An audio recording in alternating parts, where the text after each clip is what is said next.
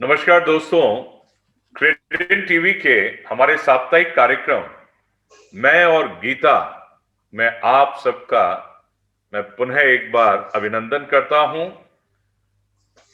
हर सप्ताह की भांति इस वर्ष इस सप्ताह भी हमारे बहुत सारे चाहने वालों ने बहुत प्रश्न भेजे हैं और प्रश्न भी बड़े गूढ़ हैं दोस्तों। उसका उत्तर भी हम हमारे आध्यात्मिक गुरु सम्माननीय श्री तायल सर से अवश्य लेंगे। लेकिन एक बात तो मुझे समझ में आने लगी है कि हमारे इस कार्यक्रम को देखकर आपके मन में यह जिज्ञासा तो बिल्कुल आ रही है कि हमें भगवत गीता तो पढ़नी चाहिए। And I am sure you all are thinking about that. क्यों नहीं, भगवत गीता तत्व ही कुछ ऐसा है, हर प्रश्न का उत्तर वहां मौजूद है। तो आइए समय को हम ज्यादा बर्बाद ना करते हुए सबसे पहले तो हमारे सम्माननीय आध्यात्मिक गुरु श्री भूपेन तायल सर का स्वागत करते हैं। सर, आपका हमारे आज के कार्यक्रम में बहुत बहुत स्वागत है। और हमारे दर्शक सर बहुत सारे प्रश्न लेके आपके लिए हाजिर हुए हैं, तो आपकी अनुमति है सर? स्वास्थ्य वगैरह ठीक चल रहा है? कृष्ण की बड़ी कृपा है। बहुत बड़ी कृपा है। जी हाँ सर, बिल्कुल बिल्कुल। तो आइए हम लोग जो है आज के कार्यक्रम को प्रारंभ करते हैं। सर, पहला प्रश्न मेरे पास आया है बिहार पटना से। अनिल कुमार साहब हैं जिन्होंने ये प्रश्न भेजा है। और अनिल साहब लिखते हैं, क्या पुण्य कर्मों से पाप कर्मों को नष्ट किया जा सकता है? यानी मान लीजिए मैंने कोई गलती कर दी, अब मैं कोई अच्छा काम किसी का कर दूं तो मुझसे जो गलती हुई उसके एवज में मुझे कोई नुकसान नहीं हो, यानी मुझे कोई पाप कर्म भोगने ना पड़े। क्या ये संभव है सर हमारे लिए? अनिल साहब, आपका प्रश्न बड़ा सुंदर है। मैं एक कहानी सुनाऊंगा सबसे पहले इसी प्रश्न के संदर्भ में। दो व्यक्ति थे, श्यामलाल और रामलाल। तो श्यामलाल ने रामलाल से 5,000 रुपए उधार के लिए उसने कहा कि भाई मैं 1 हफ्ते में तुम्हें जरूर लौटा दूंगा। जी। रामलाल ने कहा कोई बात नहीं, तुम लेकिन 2 हफ्ते में मुझे जरूर लौटा देना, उसके बाद मुझे आवश्यकता है। जी। 2 हफ्ते बीत गए, पैसे नहीं लौटे। तो रामलाल ने तकाजा किया, तो कहता है मुझे तुम 1 हफ्ते की मोहलत और दे दो, मैं लौटा दूंगा। 1 हफ्ता भी बीत गया। फिर तकाजा किया, तो उसने कहा बस मुझे 3 दिन और दे दो। 3 दिन भी बीत गए। कल तो मैं तुम्हारे घर आके तुमको पैसे दे दूंगा, तुम चिंता बिल्कुल मत करो। कल भी बीत गया। तो रामलाल ने फिर उसको कहा, तो उसने कहा यार तू रोज रोज पैसे मांगने आ जाता है, मैं कहीं भागा जा रहा हूं, दे दूंगा पैसे, अभी मेरे को दिक्कत है, क्यों नहीं समझता है तू? गुस्सा आ गया रामलाल को। रामलाल ने चप्पल निकाली और उसके 5 चप्पल मारी। Oh my God. तो जो श्यामलाल ने मुकदमा दर्ज कर दिया जी। क्रिमिनल कोर्ट में, फौजदारी कोर्ट में। ओके। जज ने पूछा कि तुमने इसको क्या चप्पल मारी थी? हाँ महाराज मारी थी, सारी बात ये थी। तो आप ऐसा कीजिए, 5 चप्पल मैंने मारी है, 100 रुपए प्रति चप्पल के काट के और 500 रुपए काट के मुझे 4,500 रुपए दिला दीजिए। तो जज हंसने लगा जैसे आप हंस रहे हैं। तो जज कहता है कि भैया ये फौजदारी कोर्ट है, क्रिमिनल कोर्ट है, सिविल कोर्ट नहीं है। तुम्हारे पैसे तो तुमको सिविल कोर्ट से ही मिलेंगे, या तो तुम्हें दंड ही मिलेगा। तो ऐसे ही दोनों का, पाप कर्मों का और पुण्य कर्मों का खाता अलग अलग चलता है। गीता कहती है अनिष्ट मिष्टम मिश्रम चा त्रिविधा कर्मणा फलम भवत्य त्यागी नाम प्रेत्य नातु सन्यासी नाम क्वचित। तो मनुष्य को अपने कर्मों के 3 प्रकार के फल मिलते हैं, अनिष्ट, इष्ट और मिश्रित। जिनको वो चाहता है वो तो इष्ट फल हुए, जिनको वो नहीं चाहता है वो अनिष्ट हुए, और मिश्रित फल जो हुए दोनों के, इसमें कुछ भाग तो इष्ट होता है, कुछ भाग अनिष्ट होता है। जी जी जी। तो देखिए ना अनिल कुमार साहब, you don't take it for granted. If you do something good, it is going to compensate the other one. No, no, no, no. As sir said just now, दोनों का डिपार्टमेंट बिल्कुल अलग है। तो प्रभु गलत काम तो बिल्कुल ना करें, ऐसा मैंने समझा है, शायद आपने भी समझ लिया होगा। पुण्य कर्म ही किया जाए।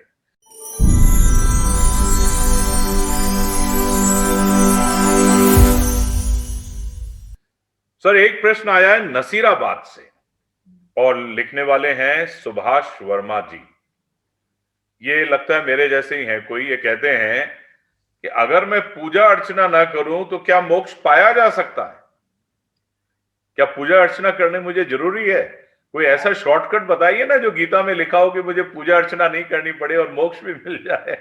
क्या नाम है सॉरी इनका? इनका नाम है सर सुभाष वर्मा जी। हाँ, सुभाष वर्मा साहब नसीराबाद से हैं जी। सुभाष साहब, पूजा अर्चना करने में क्या दिक्कत है? चलिए कोई बात नहीं, आप नहीं करना चाहते हैं और मोक्ष पाना चाहते हैं, गीता बिल्कुल कहती है ये संभव है। देखिए, मुख्य बात है भगवान की बातें मानना, उनकी पूजा अर्चना करना मुख्य बात नहीं है। गीता में भगवान ने कहा है, ये त्वेदभ्य सूयन्तो नानु तिष्ठन्ति मे मतम सर्व ज्ञान विमूढ़ास्तान विधि नष्टा न चेतसा। जो मुझसे ईर्ष्या करके मेरी बात की अवहेलना करते हैं उनको तो तू नष्ट हुआ ही जान। भगवान की बात अगर आप मान रहे हैं तो निश्चित रूप से काम बन जाएगा, और भगवान प्राप्त होते हैं भावों से, ना कि किसी क्रिया से। पूजा अर्चना तो क्रिया है, परंतु उनकी बात को मानने के लिए आपका मन उनमें लगा होना चाहिए, आपके भाव उनके अनुकूल होने चाहिए, उनके प्रति होने चाहिए। तभी तो भगवान ने गीता में कहा है, मन मना भव मद भक्तो मद्याजी माम नमस्कुरु मामे वैश्यसी युक्त मात्मानम मत परायणा। तू मुझ में मन लगा, तो भगवान में मन लगाएंगे तो उनकी प्राप्ति अवश्य होगी। पर पूजा, इसका ये अर्थ मत ले लीजिएगा कि पूजा अर्चना करना ही नहीं है। पूजा अर्चना बहुत लाभदायक है मन को उनमें लगाने के लिए। और वैसे सर आपने जो बात की उससे 100% मैं सहमत होते हुए एक और चीज निवेदन स्वरूप रखूं कि भगवान के आदेश को मानना ही तो एक तरीके से उनकी पूजा भी हो गई। बिल्कुल बिल्कुल, बहुत सुंदर। तो हम अगर भगवान के आदेश को मानेंगे, यानी भगवान ने जो कहा है सुभाष वर्मा साहब, तो आप मान के चलिए मोक्ष तो आपको मिल ही गया। चलिए सर, एक चीज और आ रही है, ये भी बात भगवान ने, आपको रोक रहा हूं। श्योर। देखिए कितना सुंदर प्रोग्राम ये है क्रेडेंट टीवी का, जहां पर ये बताया जा रहा है कि मोक्ष बहुत आसान है आपको मिलना, कोई विशेष तपस्या की जरूरत नहीं है, बिल्कुल सिर्फ भगवान की बातों को मानने लग जाना है। बिल्कुल सर, सॉरी मैंने आपको बीच में टोका। नहीं नहीं, बहुत सुंदर बात बताई सर आपने, और हमारे डायरेक्टर साहब जो हैं वो भी बड़े खुश हो रहे होंगे, क्योंकि जब इन्होंने प्रोग्राम प्रारंभ किया था तब कुछ शंकाएं इनके मन में अवश्य थी। क्यों डायरेक्टर साहब?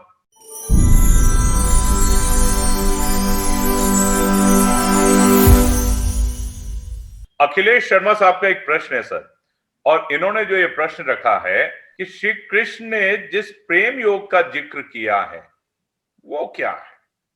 बड़ा सुंदर प्रश्न है। पर इसके लिए हमें सबसे पहले प्रेम को समझना पड़ेगा। देखिए, वास्तविक प्रेम जो है उसमें व्यापार नहीं होता है। प्रेम में केवल देने का भाव होता है, अपनी प्रसन्नता का भाव नहीं होता, अपितु हमारे प्रेमी की प्रसन्नता का भाव होता है।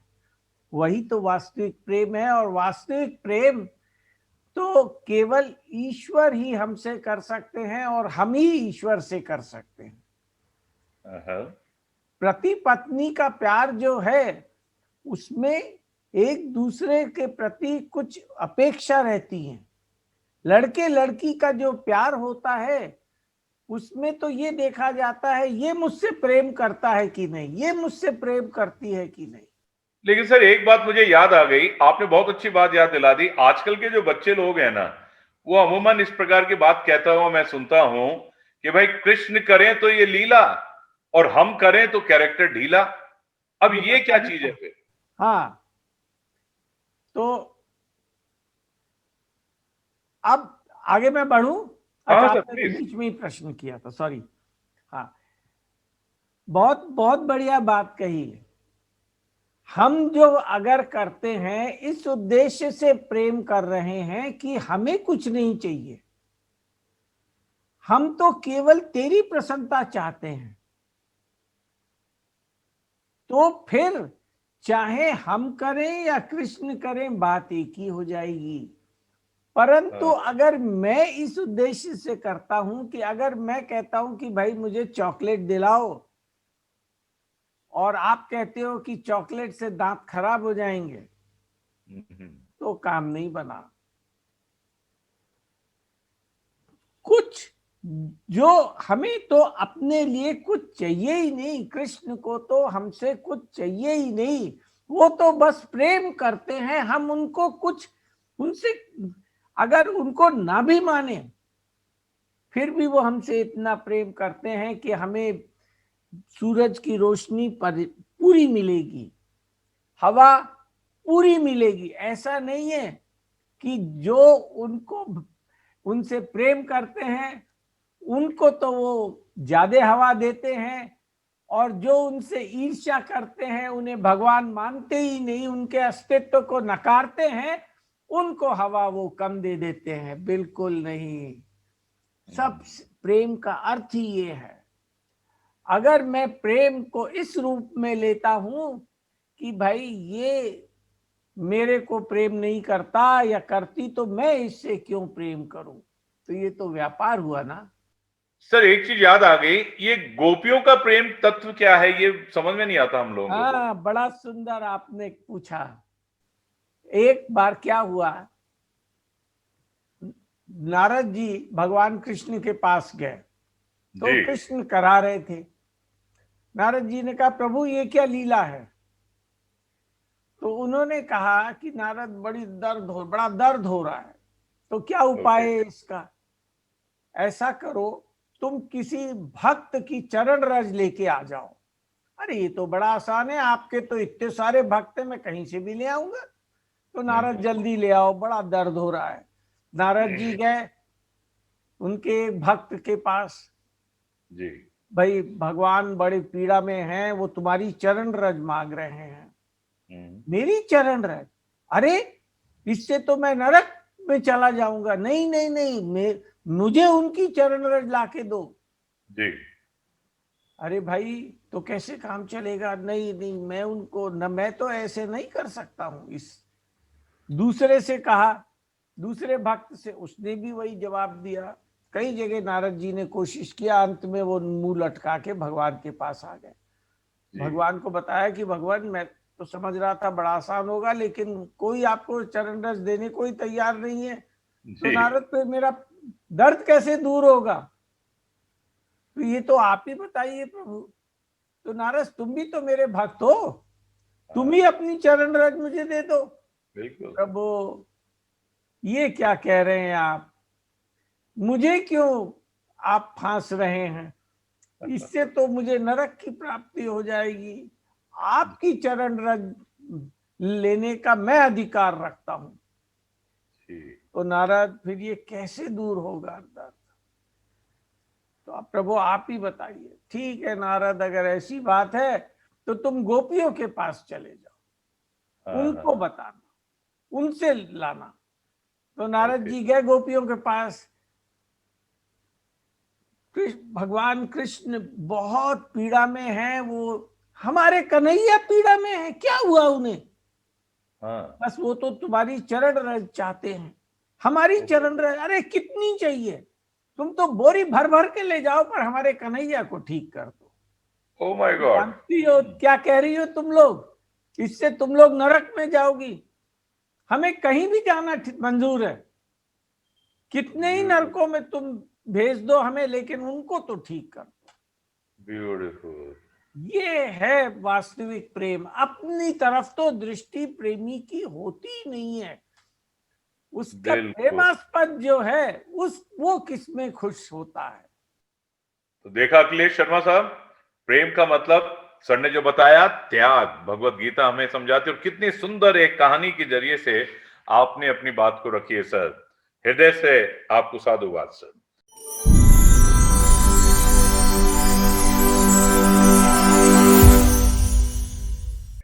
कि क्या ये व्यवहारिक तौर पे संभव है कि हम हमेशा भगवान में मन लगा के रखें, खाते वक्त भी मन लगा रहे, हम अपना बिजनेस कर रहे हैं तभी लगा रहे, और अगर मैं किसी के ऑफिस में वर्क कर रहा हूं तभी मन भगवान में ही लगा रहे? तो ये व्यवहारिक तौर पे क्या संभव है? बड़ा अच्छा प्रश्न किया योगेंद्र शर्मा साहब। आपकी शायद लड़के लड़कियों के प्रेम की उम्र तो आगे बढ़ चुकी है। सर बाल सफेद हो गए। बाल सफेद हो गए। पर ये सोचिए कि अगर एक लड़का किसी लड़की से प्यार करता है जी, तो क्या वो उसके बारे में हर समय सोच सकता है?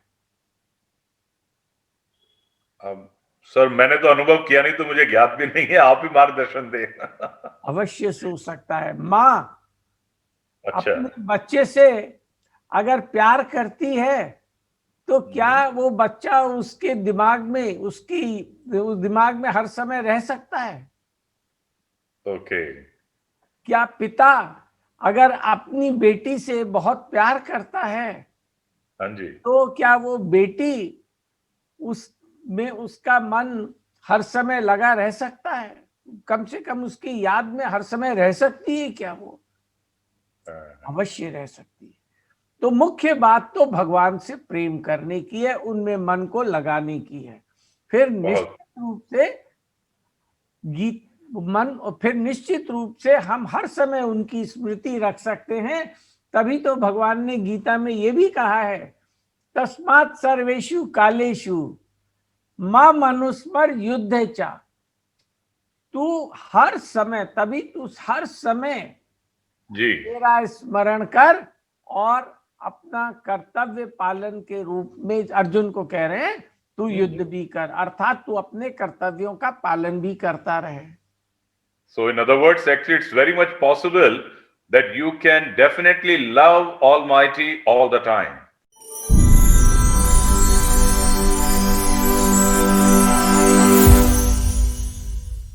सर एक प्रश्न और आया है, यह है मध्य प्रदेश शिव योगी साहब का।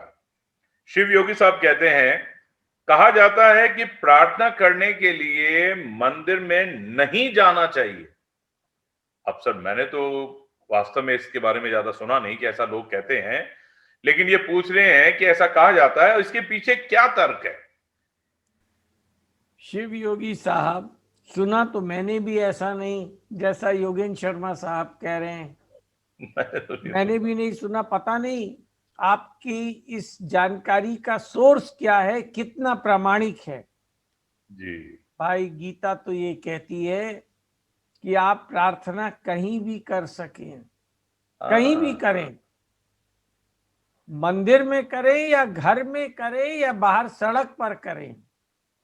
भगवान के तो सब जगह हाथ, पैर, कान, आंख, नाक, मुंह सब जगह हैं। सर्वता पाणी पादम तत् सर्वतोषी शिरोमुखम, सर्वता श्रुति मल्लोका सर्वमावृत्य तिष्ठति। आपके हर जगह हाथ पैर कान है, आप कहीं भी प्रार्थना करो ना। जी। देखिए, गीता कर्म कांड की बात नहीं कहती है। हम्म।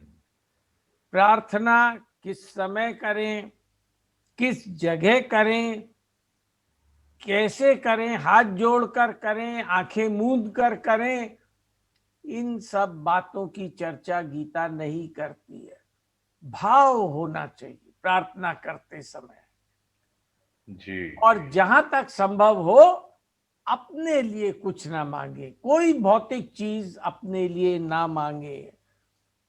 जी। गीता में एक और श्लोक आया है, महात्मा नस्तु माम पार्थ दैवीं प्रकृति माश्रिता भजन्त्या नन्य मनसो ज्ञात्वा भूतादि मव्यम। जो दैवी प्रकृति के आश्रित महात्मा जन हैं, वे हर समय मेरा ही भजन करते रहते हैं। बिल्कुल। तो भाव प्रार्थना में बड़ा इंपॉर्टेंट है, और प्रार्थना करते समय अपने लिए कुछ भी भौतिक चीज ना मांगे, ये महत्वपूर्ण है। कहाँ कर रहे हैं ये बिल्कुल महत्वपूर्ण नहीं। बहुत खूब सर। शिव योगी साहब, तो आप समझ गए होंगे, जो भी आपने सुना है शायद भाव यही होगा कि खाली भगवान की पूजा करने के लिए मंदिर में जाने की जरूरत नहीं है कि वहीं पूजा होगी, आप कहीं पे भी कर सकते हैं। शायद यही आपका प्रश्न होगा।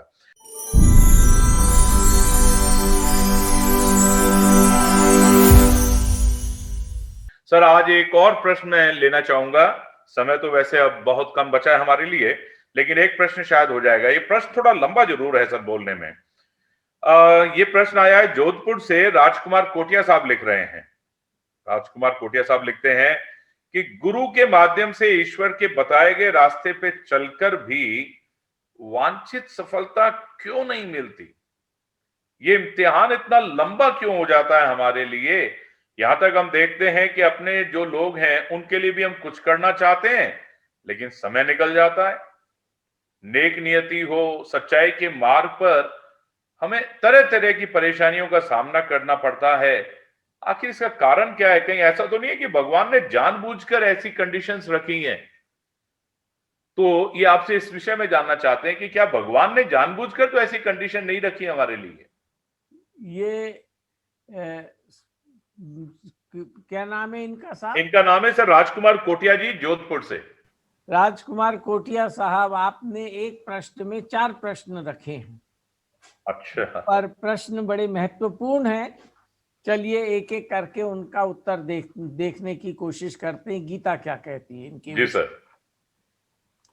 आपने कहा वांछित सफलता नहीं मिलती, जी। तो वांछित सफलता से कहीं आपका अर्थ भौतिक सफलता तो नहीं है?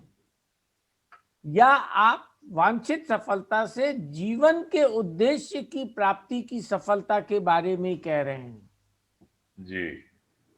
अगर आप गुरु के निर्देशों का पालन करते हैं, और गुरु यदि सद्गुरु है जो कि आपको अपनी तरफ ना लगाकर भगवान की तरफ ही मोड़ता है, तो जीवन की सफलता तो आपको अवश्य ही प्राप्त होगी।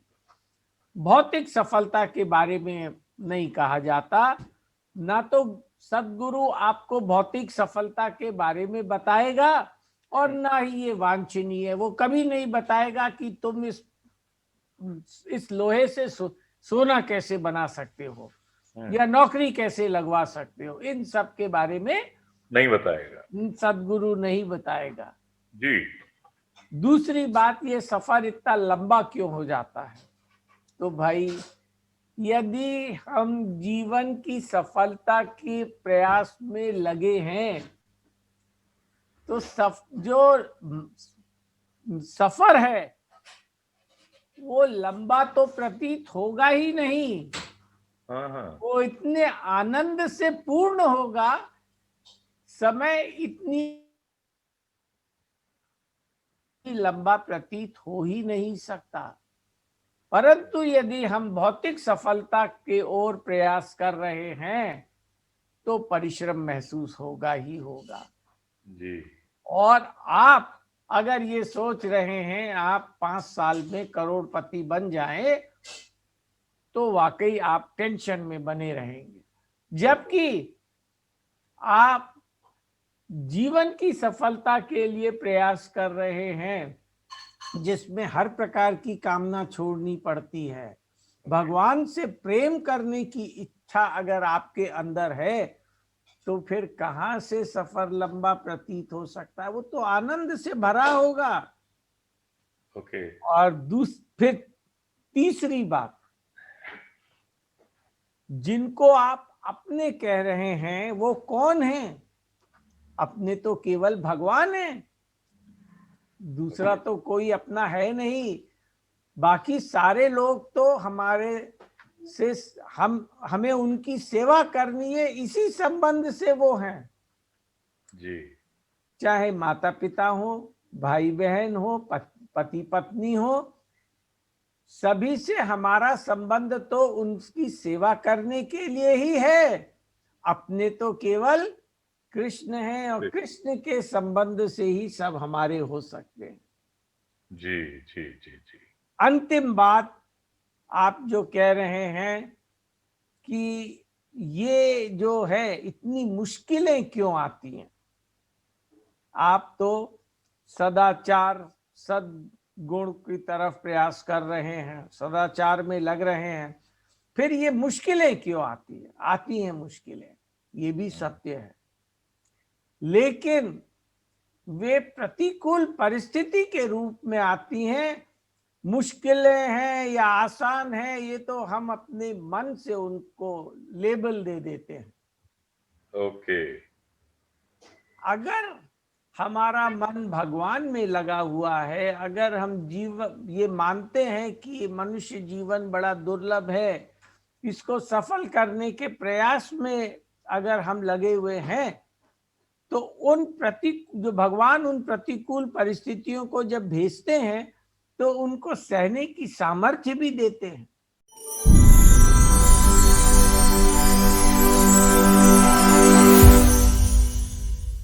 इतने सुंदर सुंदर प्रश्न आपके मिले, समय की सीमा है, हम आगे ज्यादा नहीं बढ़ पा रहे हैं। हमारे श्रद्धेय सर जो हैं, हमारे सम्मान्य सर जो हैं, वो तो हमारे को और कहानी सुनाना चाह रहे थे, लेकिन अब मैं आपसे एक प्रार्थना करना चाहूंगा। पहली बात तो यही कि भगवत गीता हमारा एक परमानेंट अंग बन जाना चाहिए कि हमें प्रतिदिन भगवत गीता को पढ़ना है और पढ़कर समझकर अपने जीवन में उतारना है। शायद इन प्रश्नों के माध्यम से सर की बात मुझे तो यही समझ में आ रही है भाई। Then what's the delay? Let's start it. Immediately we should do it. And secondly, my dears, if you have still any doubt in your mind, किसी भी प्रश्न के बारे में कुछ जानना चाहिए अगर आपको, तो उठाइए अपना कलम, जल्दी से इस पेन से अपने प्रश्न को लिख दीजिएगा, और या फिर आप तुरंत नीचे लिखे हुए कमेंट बॉक्स के अंदर तुरंत टाइप करिएगा अपने प्रश्न को और भेज दीजिए हमारे पास, जिससे कि हम अपने अगले एपिसोड में आपके प्रश्न को ले सके। तो सर, आज आपने बहुत अच्छे ढंग से कहानियों के माध्यम से और हमारे चाहने वालों के लिए प्रेम तत्व के बारे में भी जो बातें बताई, वो अद्भुत बातें थी। आपका क्रेडेंट टीवी की तरफ से मैं योगेंद्र शर्मा पुनः अभिनंदन करता हूं, आभार व्यक्त करता हूं। और दोस्तों, मिलते हैं अगले सप्ताह इसी दिन ठीक इसी समय पे मैं और गीता के कार्यक्रम में। हरे कृष्णा सर। हरे कृष्णा, हरे कृष्णा, हरे कृष्णा।